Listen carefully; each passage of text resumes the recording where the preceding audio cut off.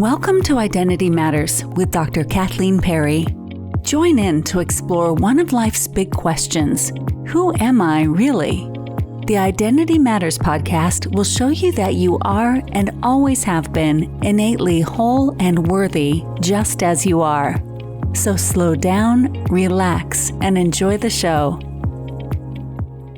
Welcome back to Identity Matters. I'm your host, Dr. Kathleen Perry, and I have a really special guest today. She's a colleague, she's a friend, and she's an amazing person. You'll figure that out pretty quickly. So we have a friendship, we have a history together that's really cool. We met working with our wonderful mentor, Michael Neal. Both of us spent a significant amount of time with him. And she and I both were part of Super Coach Academy. That's how we met. And she is writing. She does a lot of writing. And there was some writing that just touched my heart. And I'm going to ask her to talk about that a little bit. However, Dr. Sara Joy and I have a history of doing a podcast and just jumping on and seeing where things go. So I don't want to put us in a box because we don't fit in boxes very well, do we? So welcome, my dear friend, Dr. Sara Joy O'Neill. Welcome to the podcast.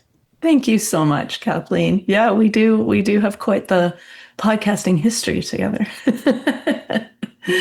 And a wide history of learning together, and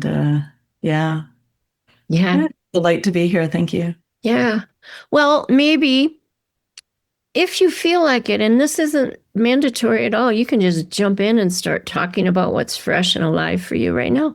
But if you want to give a little backstory about you so that people kind of get a feel for you, that's fine too. But I think if you just roll with something, people will figure out your amazingness. It's coming to mind to just say a little bit about myself. I'm up in Canada near Toronto, and I work as a transformative coach and as a chiropractor. And I work with people from all over the world. And I have a blog, which I think is what you had read. I'm also halfway through writing a book. Actually, I might be more than halfway. About how your life can completely change when you understand how the human mind works, I guess might be a way of saying it. The freedom. I'm a lot all about freedom. So the freedom that we all inherently have just from being alive. I love freedom as well. Well, talk more about what does that mean? What is it? Because I'm not sure everybody sees freedom the same way. Or do you think we do? Do you think it's kind of universal? We probably don't all see it. Like, is there anything that everybody sees the same way? Right. I know you'd wanted to talk about ordinary miracles. And so anyway, I'm bringing that up now to just sort of, we'll bring it along with us. That is exactly what I want. That has been 2 months ago, probably. I wanted to have you on the podcast. And I thought, what will we talk about? Well, Sara talks about miracles, but miracles are ordinary. And then they're miraculous. And I wanted to hear what Sara Joy had to say about that. So skip freedom. Let's just go to ordinary miracles. I know all the freedom people are going, oh no. Well, we can talk about them both. I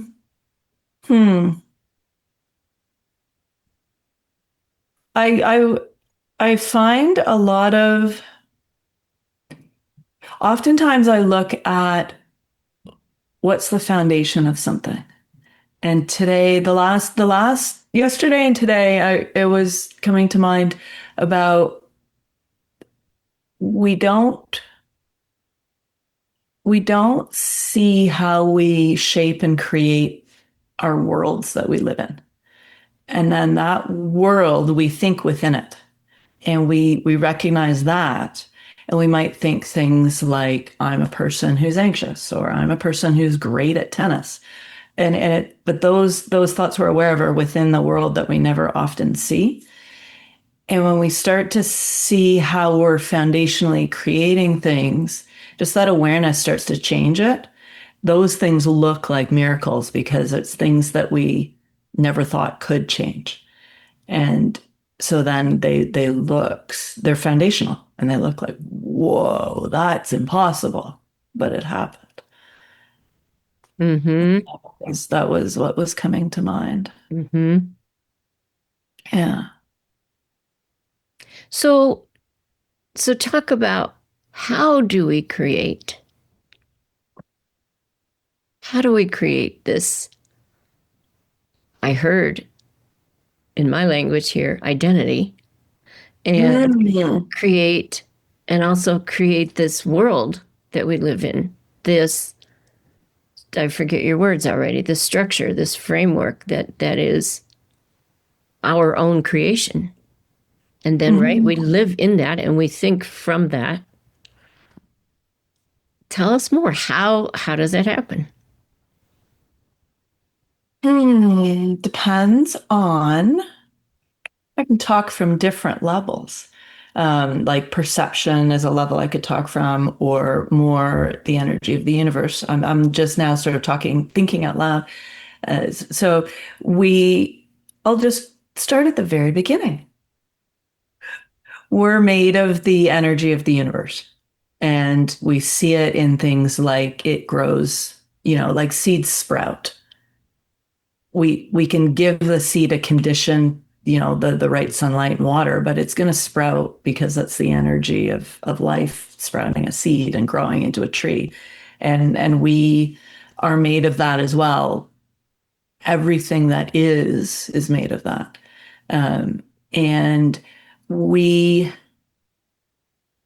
Well, actually, I think everything has the capacity. For example, trees, they photosynthesize that process. They're taking raw energy of sunlight, which is a form that it's like there's an energy and intelligence to everything. And then it's formless and it comes into form. So sunlight would be one way that is coming into form. But trees take that and create nutrition for themselves with it. And they're drawing formless stuff and creating a form. We do the same thing we call it thinking, but I think even before thinking that we're aware of, like, because thoughts is the thinking we're aware of, but way even before that, we're using that formless energy to create a world for ourselves. And one of the ways we do it, that people are familiar with are, say, if you have a belief of something, um, our world will look to be true in our world. But even before that level, all the raw information that's coming into our bodies, like visual, auditory, we get joint information coming up our spine to our brain. All of that is very raw. And there's a level of meaning making, of thought that goes on to then create the picture. The fact that we can see a picture of the world is a thought creation. We don't, That's the raw information doesn't look like that at all. It's almost like you can't be like seeing, behind the matrix in the movie kind of thing. And I've seen with myself and clients where when you start to question what you believe to be true, things change. Yeah. And Sarah Joy, I yeah. love that you started with the universal life force energy. I love that you started big. And because at first you said, let's start with the beginning. And I was like, yeah, that is the beginning. But many people talk about it in the other direction, right? From the form to, and I love starting with the formless. I think that's where it starts. And I don't know, now I might say something different if I was, if one of those other people was giving their example, but for like, because we create things out of the formless into the form. And like trees and grass do it too. They just do it on a much more basic level than we do. Um, but it seems to me, it depends on like if you have a form you don't like, you could spend a lot of time trying to, rejigger the form, but you can always go back to the formless and create something new. And it's actually way easier. Give us an example of that. Here you go with, what do you, give me an example. I'm teasing. I'm like, I don't know. I said stuff. But give me a minute. I can. Well, think of your own life, Yeah. this ordinary miracle, where there was something you didn't like, and you went back to the formless. Instead of trying to manipulate the form, right? Well, two examples come to mind.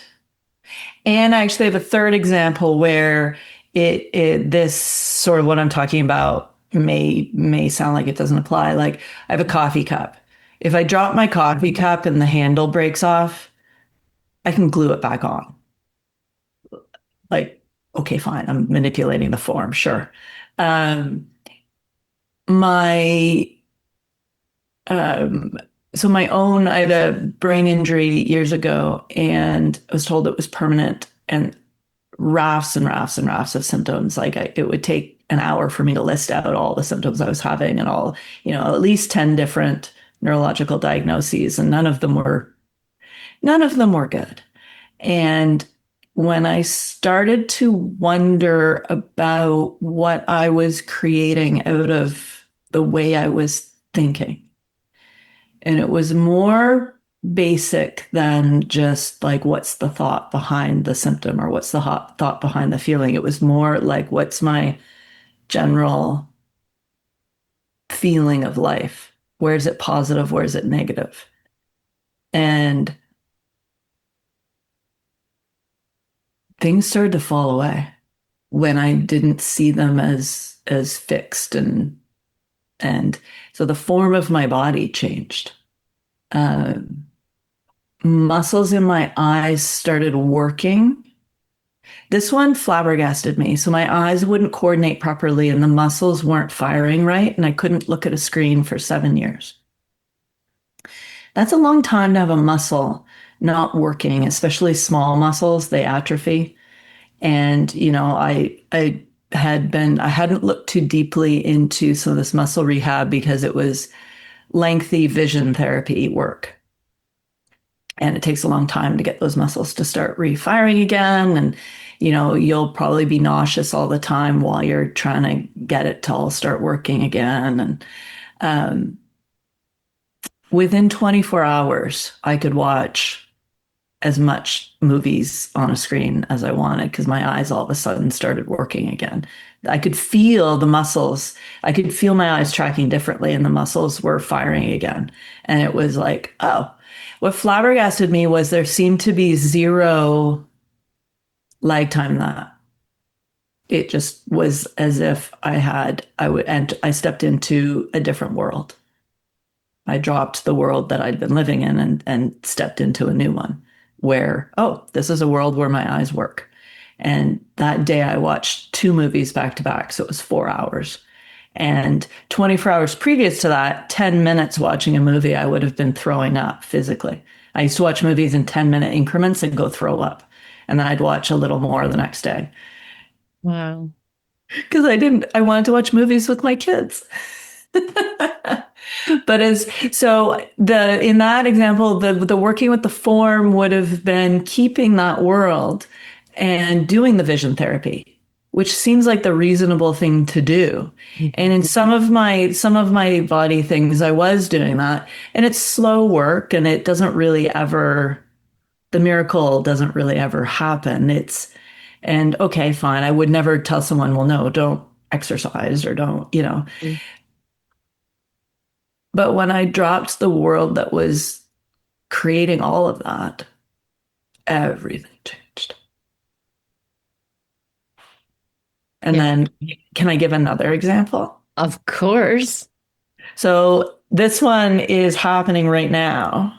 My son is in the hospital because he's had for years where he'll get sick. He's 19. He'll get sick more often than a healthy 19-year-old should or teenager.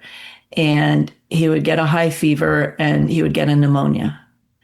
And the antibiotics would clear it up and he would be fine. And I kept on thinking, there's something with your lungs. There's something with your lungs. But medically, he didn't seem like there was anything wrong with him. Because we live in Canada where there's socialized medicine, to get advanced imaging, you have to be a lot of symptoms. So if you look healthy, then you don't get the CT scans. Um, and so nothing was really investigated. And then in the last 2 weeks, it just started to become obvious there's something with his lungs. And so he's in the hospital right now, and they found he got a CT scan, and he has a mass in his lung that's about 2 to 3 centimeters wide. And it's probably where he couldn't clear an infection from the past, and it gets consolidated. And so right now he's waiting to do a scope down to take a sample to see what the heck it is. And yesterday I was wanting to, it was like I could see myself jiggering with the form of my thinking because I felt guilty, and I felt all the feelings, as you might imagine. Right. I felt guilty for not having pushed with investigating this more sooner. I felt scared. I dropped it all and felt happy because I was focusing on something else. Not really on purpose, but just I was living my life and it was a nice sunny day out. And but I found myself wanting to tell myself how it was going to be okay. So it was the form. I don't like the form, and so I'm going to put another form on top of it. I'm going to change this form. I'm going to rejigger it. I'm going to change. This form is okay because I'm going to put this one on top of it, and now we're okay. Which, nothing wrong with that. And I watched myself do it, and all of a sudden what came to me was, do you want to live in this feeling? And I went, no, I really don't. Because I am excited that we're getting this investigated. But even that is, I'm excited about the bad thing. And I just saw it and all the thought dropped. And I went, oh, there's nothing for me to do right now. My husband's the one with him right now. There's nothing for me to do. And I went and wrote a blog about something else. But it was interesting because I could feel that little world I had built of all the thinking and what ifs, and it all just fell. And it went, oh, it felt like a different reality again. Yeah. Yeah. Well, and then there's the what's here now? What's actually really happening right now? You and I are talking. Yeah. Your son's breathing. Yeah. He's alive. He's in the hospital. Your husband's with him. Like full stop. Like He's actually currently fine because he's back to his apparent healthy, no fever state. And so he's sitting in Emerge board, looking like the healthiest 19-year-old sitting there.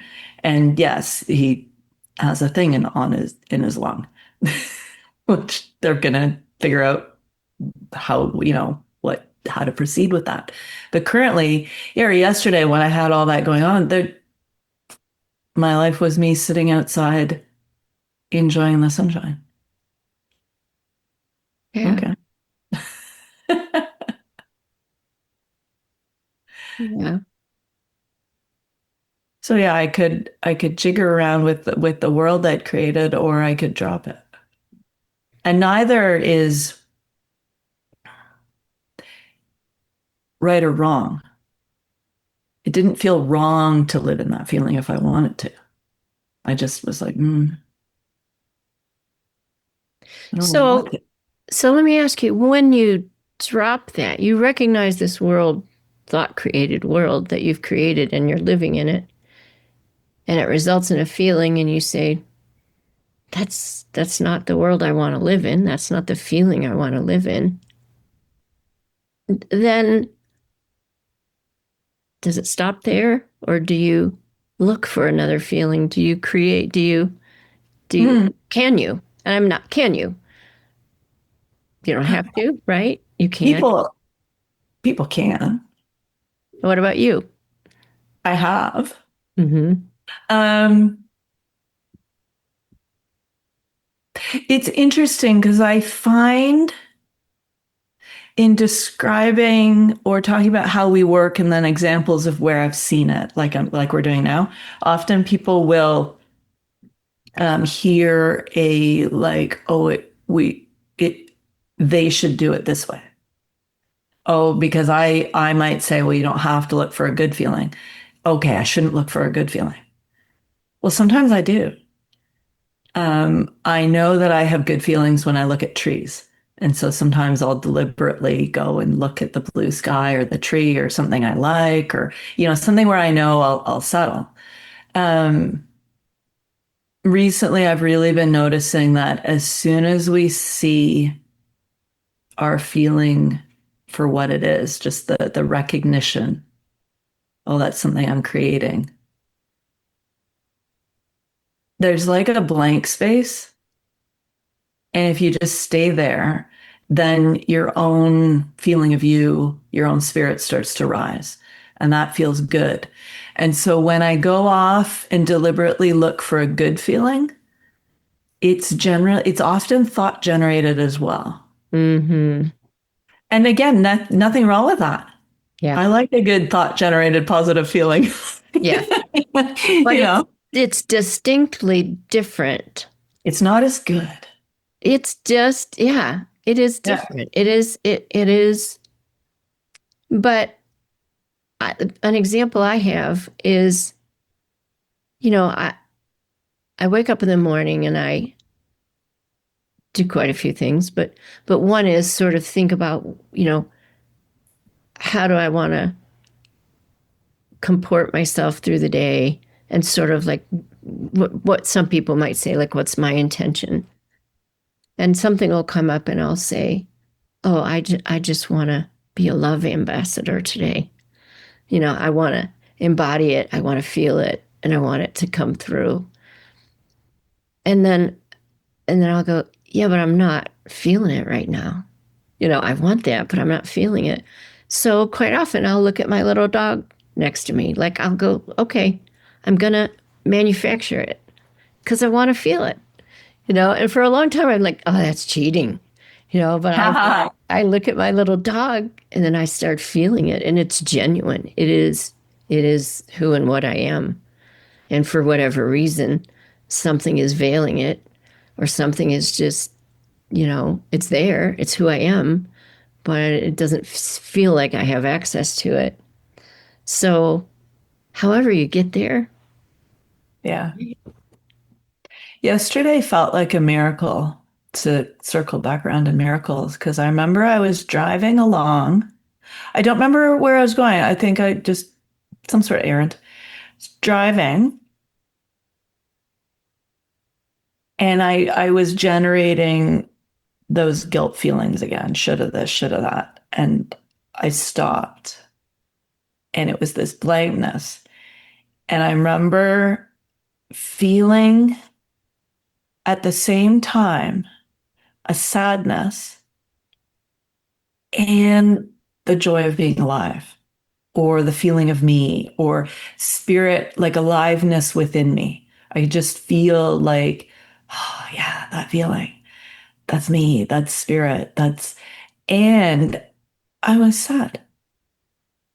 And they were both together, and neither was, they, they were both so beautiful. Yeah. Yeah. Yeah. My equivalent to that is having lost, Mm. five significant people, four people and a dog in a 5-year period, I just realized I have never felt grief without love at the same time. You can't have one without the other. You can't, you wouldn't feel grief or sadness or guilt if you didn't feel love for your son. Yeah. There would be no grief if there wasn't love. And to me, love is what we are. And so Yeah. it's always there. And it's, I think it's this, to me, it's the same thing. The formless energy, the life force energy, God, whatever you want to label it, that we are. It's the space that holds all these other feelings. And it's all one. It's all the same. Yeah. Yeah.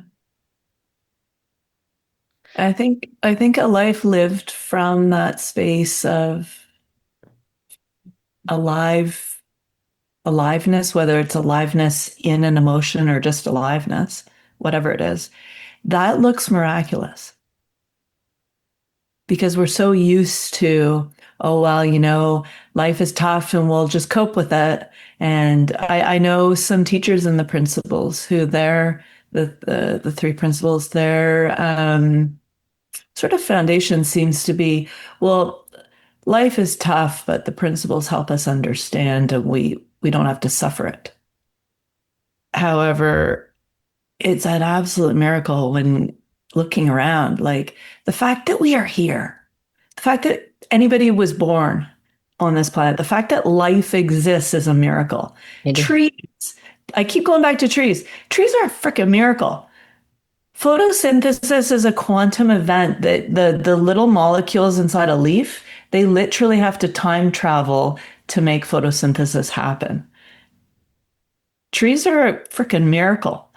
And like everything. It's so, yeah. And we take it for granted. Just we can breathe, we're here.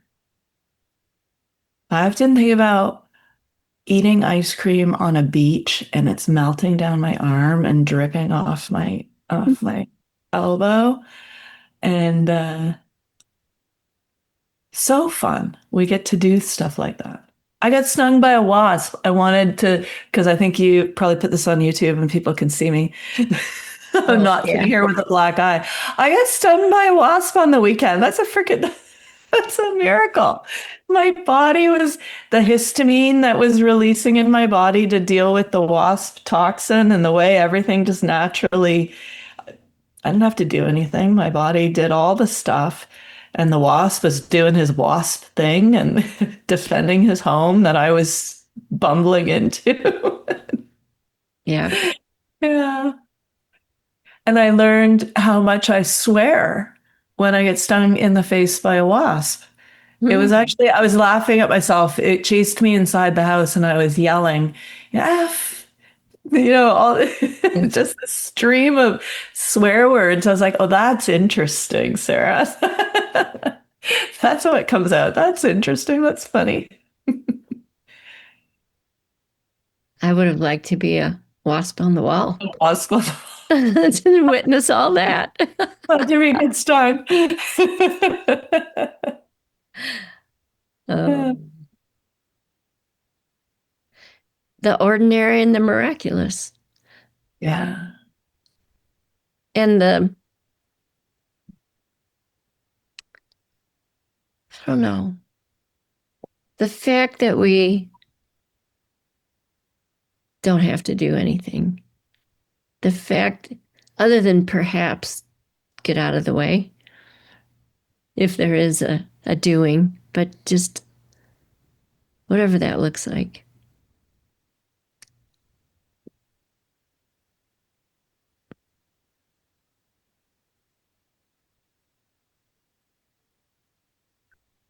Yeah. One thing I it always comes back to me that I read from Sydney Banks, and I forget where I read it or heard it. Might have been on an audio. Someone was sort of asking him like for a doing, and he said, "Go positive." And Mhm. he talked about it a fair bit, but those words, "go positive," really stuck with me. And if it doesn't feel good, if it's negative, we know by the feeling. We're actually wired for feeling. We're not wired, our spinal cord brain perception system isn't wired to catch the thoughts. Most of them are so like pre-conscious, but they're still thought, still us shaping our world. And we're designed to notice how it feels. If it feels crappy and you don't want to feel crappy, go positive. Yeah. Yeah. What's the what I mean, the huge difference between afferent and efferent pathways in the nervous system. Like, we're meant to feel.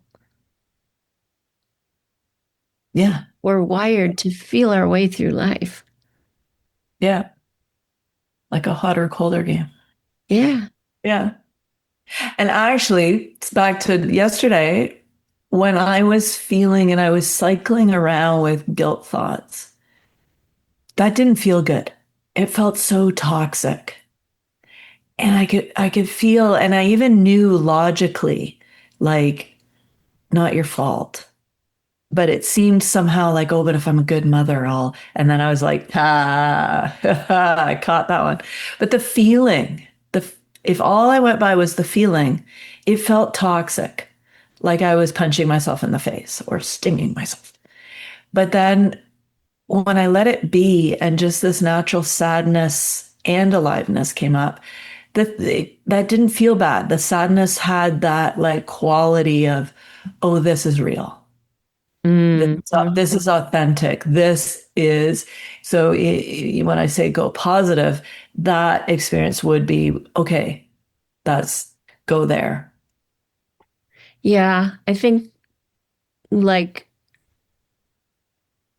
in like current pop psychology terms, like, you're not bypassing anything, right? You're No, feeling it all in the going positive. Like, you're not denying that you care. You're a mother who cares.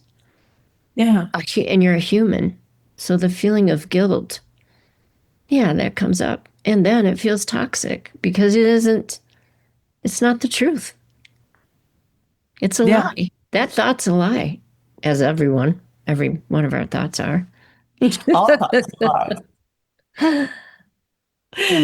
I actually love that because it points to we started with the formless. All all of it is we are shaping something out of the formless energy. Does it feel good or not? I like the simplicity of that. You won't go wrong. And then there's miracles. What we call it miracles. Yeah. But what if they're not miracles? They're just ordinary shit. It would, yeah. It would be interesting. A lot of times people say, oh, I want to, mm, they want to fix the world or save the world or various, wouldn't it be nice if everybody lived in a nice feeling? Wouldn't it be nice if none of that looked like miracles anymore? And it was just The way common. things work. Is just, oh, well, of course. Right. Of course you drop your thinking and you feel better, of course. Yeah. I Of find course. myself Of course getting saying, stung is fun. I find myself saying that, Sarah Joy. Like, a friend of mine will say, and here I go. I can't think of a good example, but maybe I will. Like, I'll share something that happened, and they'll say, wow, that was great, and why it was great. And then I'll kind of go, they'll say, like, how did you do that? Or how did you figure that out? Or how did that happen? Or I don't know. But I find myself saying, of course. I just find myself saying, well, of course it happened like that. Of course. Like, here's this thing that looks miraculous, but yeah, of course, because that's how we're made. That's how that's how it works. Yeah.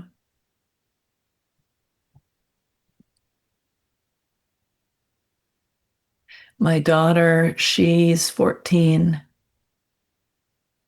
and she doesn't like it when I try to teach her things, but she rubbing off on her, I guess. Um, Yesterday she said, because I was telling her, she didn't know that her brother was at the hospital actually. And then because she had been out, and then she came home, and so I told her, and she was okay. She's making supper, and then she started to think about it, and you could see her face and her body, and she goes, "Oh, I don't feel good. I'm feeling really tight. I feel really worried. I'm thinking about this way too much, mommy." She goes, Uh, I'm just gonna go back to making dinner. She made us meatballs. She's a really good cook. She goes, I'm just gonna go back to making dinner. It's all gonna work out. And so she felt that rising tension, and she goes, I don't want that. yeah. Yeah. And yeah, I did one of those like, well, yeah, of course you're gonna feel that way if you do that. Hmm. Yeah. And have at it if you want to. It always looks funny. So, so I know so much about you. I know how much your life inform and how your spiritual and mental and whole system. I know how much transformation has occurred for you in the last, I don't know, 3, 4 years, like dramatically.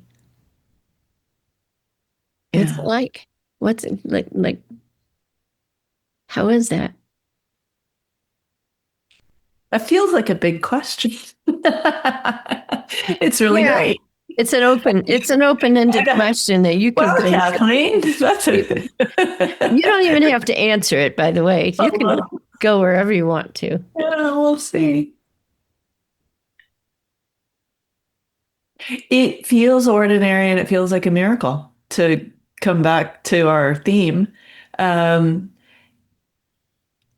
Finding myself again, or because there's also a thread of where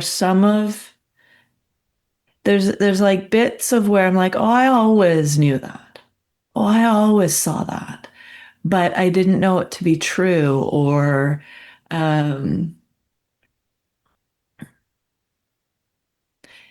things I would hide because I was teased for always being happy, for example. Oh, Sarah, she's um, in high school, I was blonde and always kind of bouncy. And so I got called a ditzy blonde. And so I stopped being quite so bouncy. And so I remembered. So quite a few things were just like, oh no, I always thought life was a miracle. I just Mm-hmm. didn't realize all the people telling me that it's not were wrong. Mm-hmm. And like, why was I listening to them in the first place? And it looks so odd to me now, like say the version of the world that they were espousing, or, oh, you shouldn't be so happy, look at all these terrible things. Well, it's not a great, fun world. Why the heck would I, Yeah. Yeah. why would I go live there? Yeah. Exactly. Oh, but it's reality. No, it's not. Yeah. Or it doesn't have to be. So So now that, this, I started this podcast the beginning of February. So I don't know, what is that, 4 months or the beginning of July here. So I have a sense of my listeners more now than I did when I first started. But I'm imagining somebody listening to you saying, I'll have what she's having. And someone saying, how did she do it? Like, so, and that's another pretty big question, isn't it? But if someone Well, came to you as a coach and yeah. was attracted to you and your ditzy blonde happiness, and the way, and hearing what you said about this, potentially, I mean, by in someone's created world, big ordeal that your son is in the hospital right now, and how you're navigating through that. What would you say if someone said, I'd like some of that, Sara Joy? What do I do? What should I do? There's I'm two different setting you up. I'm trying to set you up. There's two separate things. I'm like, well, you can go to my website, liveyouralivelife.com, and there's many ways of working with me. Yes. The other way is because so sometimes when I talk about, oh, I had a brain injury and I'm okay, like that's one sentence that doesn't really give much depth. I was non-functional. I couldn't walk. I couldn't be a person. I was close to suicidal. I said to my husband, I can't, this is no life. I'm being told all this is permanent. I can't, I can't be a person because I'm a vegetable. And I mean, I could talk, but I couldn't get out of bed. I couldn't go to the bathroom by myself at one point. And so people look at me now and sort of think, well, you don't know what I'm dealing with. You don't know my life is really bad. I think it came down to I had to change because suicide was my other option. Because I couldn't live as a vet, like I wasn't willing to live like that. And I remember I saw the movie with Tom Hanks, Castaway. And in that movie, one of the lines that they say is a version of just wait, wait for tomorrow. I'm not getting it exactly right. It's basically like you don't know what the next wave will bring. And that kept coming to me, just wait. And then go positive. And I just got really, really radical with that. Okay, anything that feels bad, I am not entertaining that. And I just followed the thread of almost ratcheting myself up by my bootstraps. And the longer I spent in just the feeling of my spirit of aliveness, that calm presence feeling, the more my body actually started to heal. And things that I was told were permanent started to vary. And I went, huh, that's weird. And actually, it was interesting because one of the doctors had given me this analogy, and their analogy was meant for me not to waste my time or money looking for a cure. And I was like, later on, I was like, you were so wrong. Like, why would you? But it was the extremeness of their analogy kind of it got me wondering because they said this will never change. It's as if you've had an arm amputated. And so, like your arm doesn't regrow if you're in a good mood. So don't bother trying to regrow your arm. Okay, fine. Well, darn if I didn't have the function sometimes. If I was in a good mood or in that feeling of presence, the best feeling I could find, I would have some function back. And it had a little variance. And so I started to live at the top of the variance. Oh, okay. When I look at a tree, when I look, when you look at your dog, I feel better and my body works better. Okay, I'm going to live there. And then that top end just started creeping up and up and up and up. And and then there was that 24 hours where I think it was like I just went, oh my gosh, this is everything. Like the entire world I'm living in. Everything. It's all me. I'm creating it all. And we all are. It's not, I'm not special. It's not just, Right. yeah. And so I find I've worked with a lot of clients with dramatic things and not dramatic things and past traumas and complex PTSD and brain injuries and aneurysms and um, getting back to life essentially. And there's always some little thought misunderstanding where as they talk, as a person talks, it goes, oh, wait. Oh, I thought that was real. And when it breaks open, everything changes. Yeah. Yeah. So there's my answer to your question. Yeah. I love it. I love it. Yeah. It's, I don't know. It's conventional wisdom. It's, I don't know, culture. It's, all the things that we've accepted as normal and true. What if, what if most of that's wrong? What if what's possible is beyond what we can even imagine is possible? Yeah. I don't think we know. I'm a fan of the impossible. Yep. I don't even think I know what's possible. I feel exactly the same way. I don't know. Right. I like not knowing. Well, if we knew, it'd be like putting a box around. Do you know what I mean? Be If our boring. human brain knew, now there's knowing though, there's that intuitive knowing. But again, as far as where the limits are, that's the thing. That's the thing we can't know because there aren't any. I don't think there are any. No. But it's not something you can conceptualize, right? It's like trying to define God. You can't. Yeah. Yeah.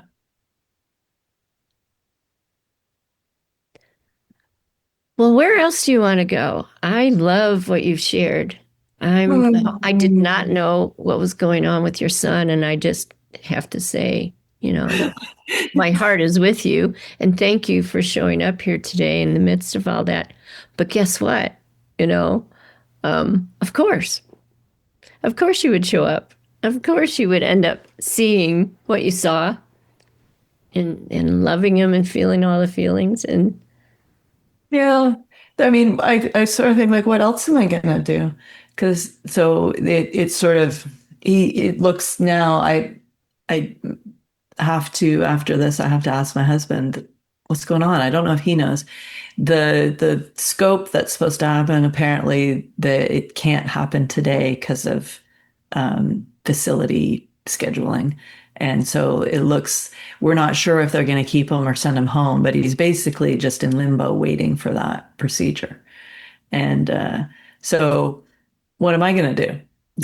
I can run around with my head cut off like a chicken, freaking out, but it would ruin a nice day. And it's not going to help him. It's not going to change anything with him. It's just going to yeah. hurt me and make me feel yuck. And yeah, but where else do I want to go?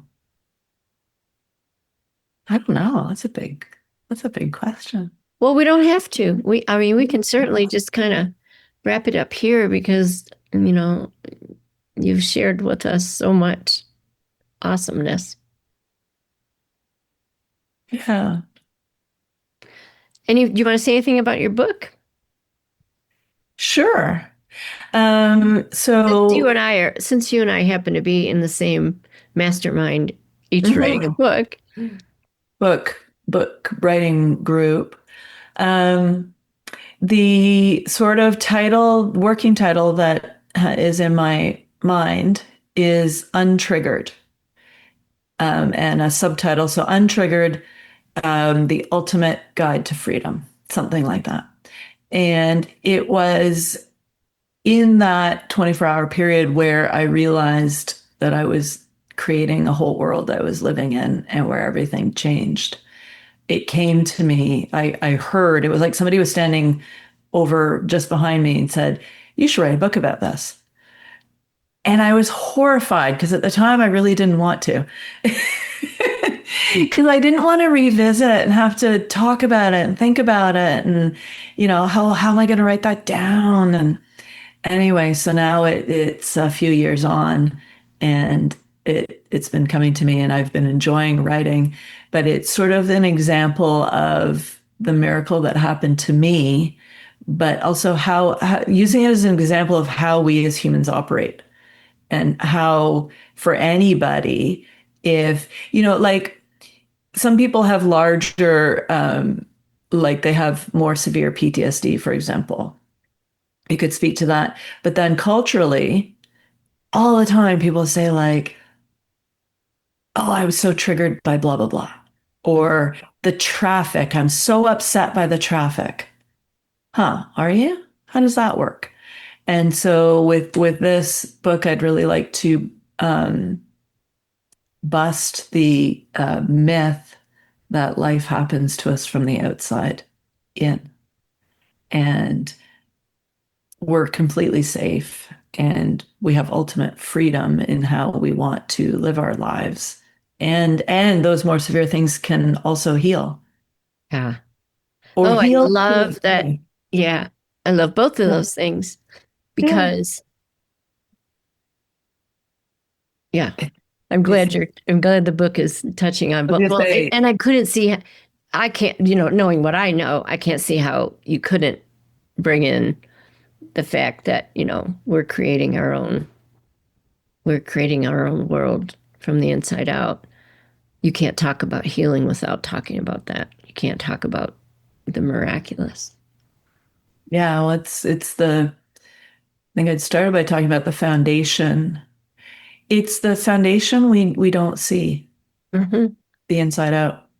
Yep. And what comes to mind now is a lot of, I think similar to you, a lot of my early training was in science. And so I did a lot of courses in like scientific study design and how to come up with a good hypothesis and sort of different, you examine and state your biases. And nobody ever looks at because they don't know it, they never look at, everybody has this bias where they think the world happens from the outside in. And so when you go to research, well, like, how does this work? How does that work? How does the brain work? How does, like, anything? How does a cockroach work? The life cycle of a daffodil. If you think that causality happens from circumstance inwards, all your conclusions are going to be wrong. That's All that's of profound. Yeah. And Yeah.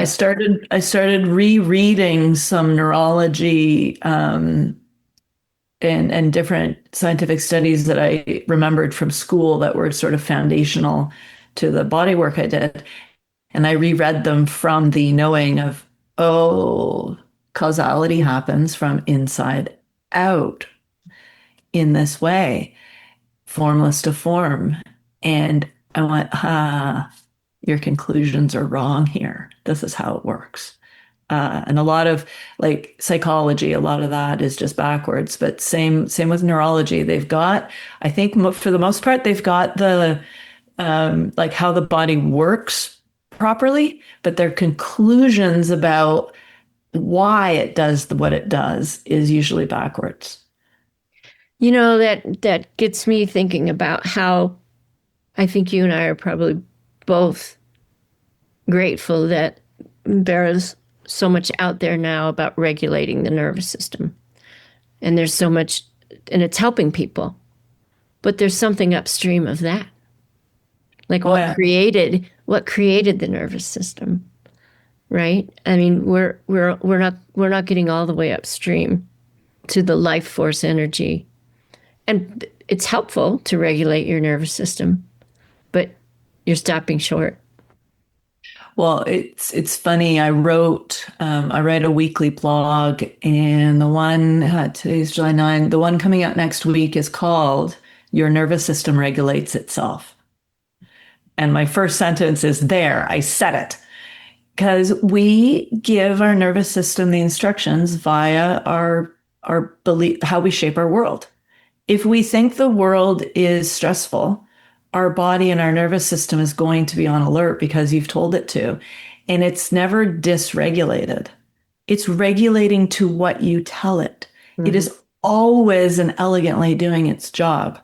And then we go and blame it. Like maybe we have an elevated heart rate, we feel anxious, and we blame our body and our nervous system for it. Oh, it's not regulating properly. And it's sitting there going, I'm just doing what you told me to. Mm-hmm. You told me the world was dangerous. Yep. You made that world up. Of course, I'm going to be on alert. You told me to be. Yeah. And Yep. it's just waiting for you to drop I don't know, drop the whatever you're making. Like yesterday, I dropped the guilt because I could feel my body going like really whipping up with the thinking. And then I was like, yeah, no, I don't want to do this. And I dropped it and my body it immediately relaxed. It was like, oh yeah, thank you. I don't want to do that anyway. But yeah, the nervous system, it regulates itself. And we just study people who are whipping themselves up in thought and then say, oh, that's the nervous system. That's because it's traumatized. Well, you might have had bad things happen, but Or the whole outside in, this circumstance happened, therefore my nervous system is upregulated. Yeah, something happened out there, and then you created meaning. You Mhm.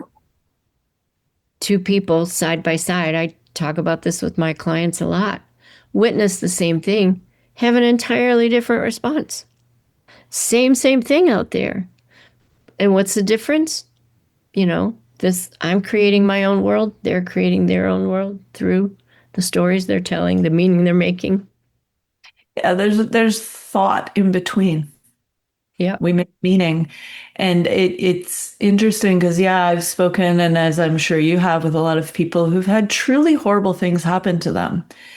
And one lady, she said to me, she goes, do you mean that I forget her wording, but it was past abusive marriage and, terrible.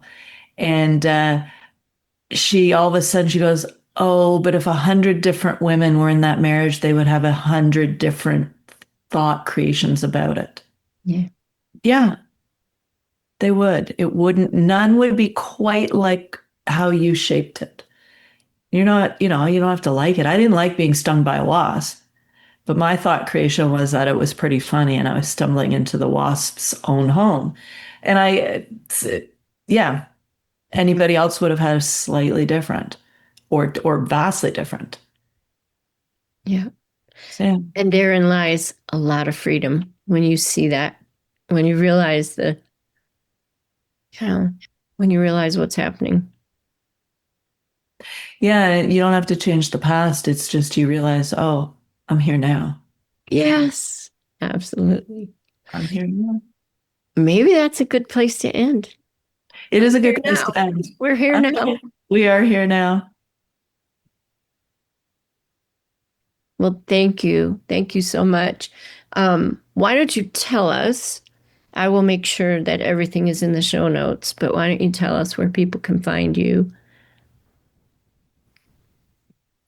They can find me, um, liveyouralivelife.com.